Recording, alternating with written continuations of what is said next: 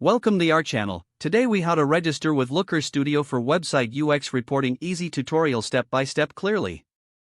Begin by navigating to the Looker Studio website. Once there, locate the Sign Up button typically found at the top right corner of the page. Click on the Sign Up button to start the registration process. You will be prompted to select a method of registration. You can choose to sign up with your Google account for a quick and easy process. If you prefer, you can also opt for an email registration. Fill in your email address and create a secure password if choosing email registration. After entering your details, click on the Create Account button. Looker Studio may require you to verify your email address. Check your inbox for a verification email from Looker Studio.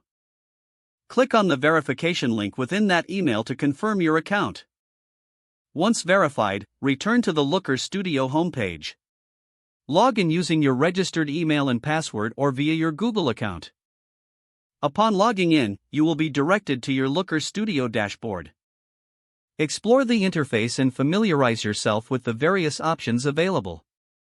To set up your first report, click on the Create button. From the drop-down menu, select Report to begin a new project. You will be prompted to connect your data source next. Choose the appropriate data source that you wish to analyze for user experience metrics. Follow the on-screen instructions to connect and authorize your data source. Once connected, start designing your report by dragging and dropping elements. Customize your graphics and data visualizations to suit your needs. Check that your metrics align with your website UX reporting goals. Share your report with team members or stakeholders by clicking the Share button. Adjust the sharing settings as needed to control access. Now, you are fully registered and ready to use Looker Studio for website UX reporting.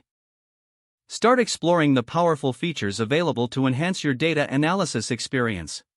If the page does not load, refresh the browser or try again in a private or incognito window. Don't forget to like this video and subscribe to our channel for more step-by-step tech guides.